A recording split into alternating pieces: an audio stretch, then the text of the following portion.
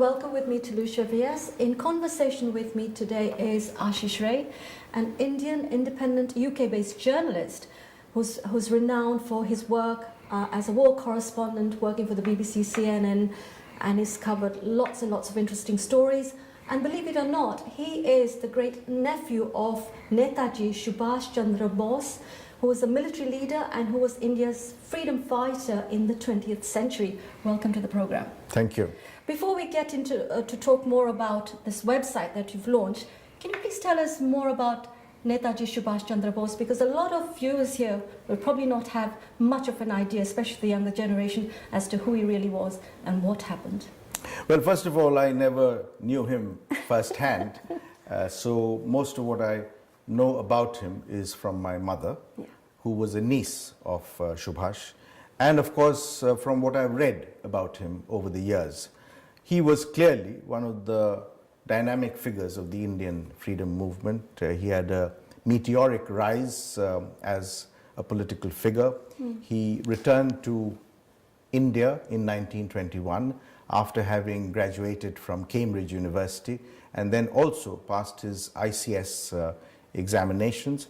That was a very coveted role in those days, the Indian civil service, but he refused to join the service and instead returned to India to plunge himself into the freedom movement. So from 1921 onwards, his political career took off. By 1938, he had become the president of the Indian National Congress, which was the mainstream of the independence movement. So you've obviously, he died well before your time in 1945, and so you never got a chance to meet him. But, you know, what sort of a person was he like from the stories you've heard so far?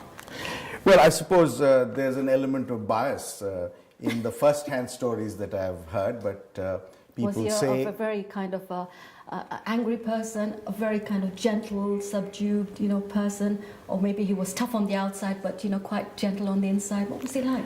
No, on the contrary, people say he was an outstandingly charismatic figure, and he was very friendly towards children. He would actually run around and play with children. He was very youthful in his approach to life, and he had blended his ideas on life from his experience in the West and his experience in the East. So in that context, I think he was a really likable person. But when it came to politics, I think he was tough because he had firm ideas. He was impatient about winning independence for India, and therefore he advocated that force should be used over and above the peaceful movement of Mahatma Gandhi. Which, you know, they were in opposition as to how it should be. Well, that is where the difference arose between the two. Initially, of course, because of his sheer dedication to the work of the Indian National Congress, it was Mahatma Gandhi who proposed his name as the president of the Indian National Congress, and he was duly, unanimously elected. And then came the differences in ideology, not anything else, because the cause was the same, the objective was the same, which was the freedom of India. But having said that, I think when it came to a question of whether Bose should be re-elected as president, a second term, Gandhi felt that he should not run a second time. And Bose simply said that if you have a candidate who is left-wing, because he was left-wing, he and Jawaharlal Nehru belonged to the left, the socialist wing of the Indian National Congress. And so Bose said that I will step down, I will not put my name forward if a left candidate comes forward. But no one did. He was in fact asked by Vallabhbhai Patel to not to run. That's right. And he declined and said that again, that I will not run if a left candidate runs. So that didn't happen, and Gandhiji put up a candidate, which was Dr. Pattavi Sitaramaiah, Yeah. who lost to Bose, and therefore Bose was re-elected as president. time. But that's where I think a confrontation took place. How do you feel about the fact that Gandhiji said, let's get independence through a peaceful movement, and your great uncle wanting it through force? I mean, do you support force? Is it because he was your uncle, or I mean, how do you see the two ideologies? Which do you favor? I think while it is absolutely true that the basis and foundation of the Indian freedom movement was civil disobedience, non-cooperation, which were both non-violent, it was also on the fringes a violent movement. Right. Because even the 1942 Quit India movement That's right. Yeah. became violent. Yeah. So the advocacy of Bose that force over and above peaceful means was not exactly incorrect. Whether you agree with it or not, the fact is it happened. Okay. So now, after all this time, you've suddenly decided to launch this website called Bose Files, which you say shows documentary evidence of the last days of the Netaji. Please tell us more about it. Well, as you may have observed that in recent years, a tremendous amount of disinformation has been going on in India about what happened to Subhash Bose. Now, it's a straightforward story.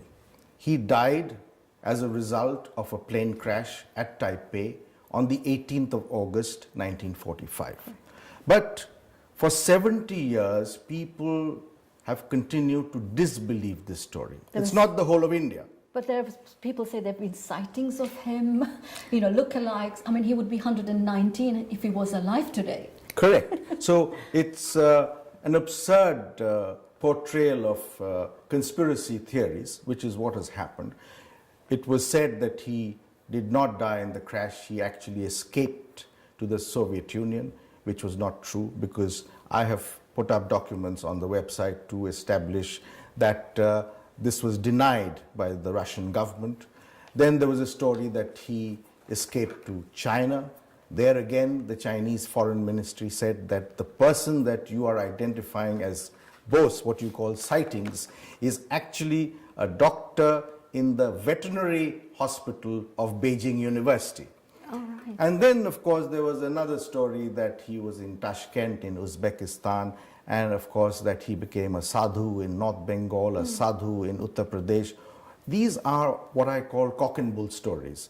And these have been doing the rounds for years, for decades. And it was time that we did something in a systematic manner to put the records straight, and particularly to bring the facts before the younger generation. That's right, So yes. that they appreciate what exactly happened on the basis of documents, on the basis of hard evidence. How many documents? Well, there are hundreds of documents. And so far, only 100 have been released. This is the government file. 100 files have been released. But prior to that, we started our postings on the 7th of December.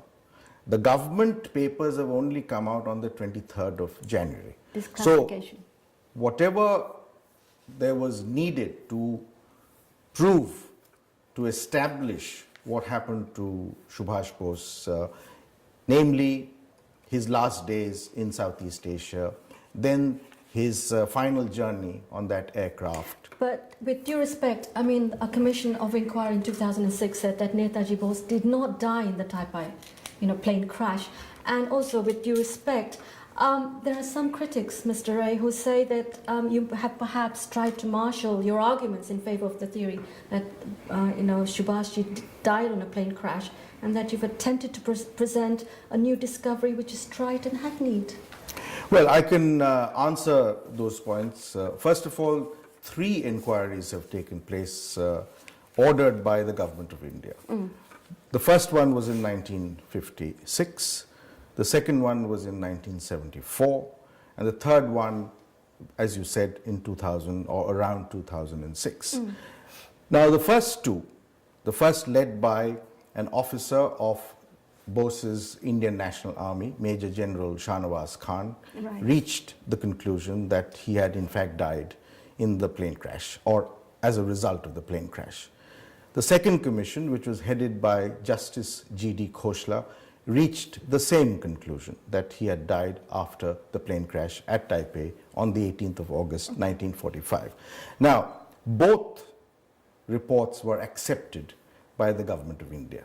The third commission that you referred to, the report has not been accepted by the government of India. Neither the Congress government nor the current BJP government have accepted that report. Now, that report, in a slightly premeditated manner, set out with the belief that Bose had become a sadhu in Uttar Pradesh. They even carried out a DNA test on the person that they suspected to be Subhash Bose, and the test turned out to be negative. I don't think I have to say anything more than that.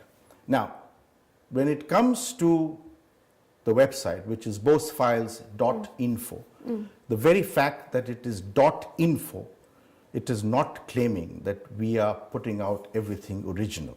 It is a collation of facts, collation of evidence that we are presenting before the public.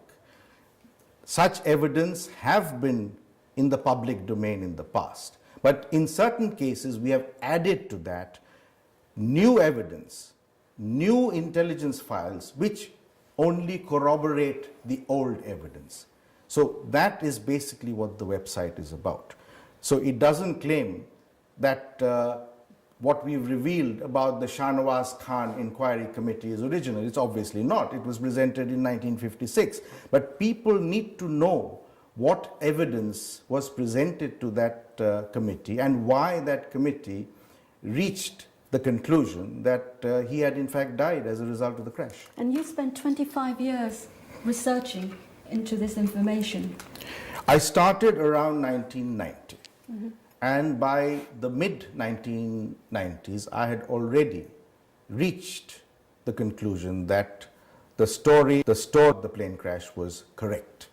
And being convinced, I approached the then Prime Minister of India, P.V. Narasimha Rao, personally. We had a one-to-one meeting on this matter in his office at Parliament House in Delhi, 1995, and then followed it up by writing to him and suggesting that while I am convinced that he died in the crash, I would still propose that a DNA test be done on his remains at Renkoji Temple in Tokyo, so that everyone is satisfied that not only the case of the crash is true, but the remains are his. Okay, we'll take a short break now.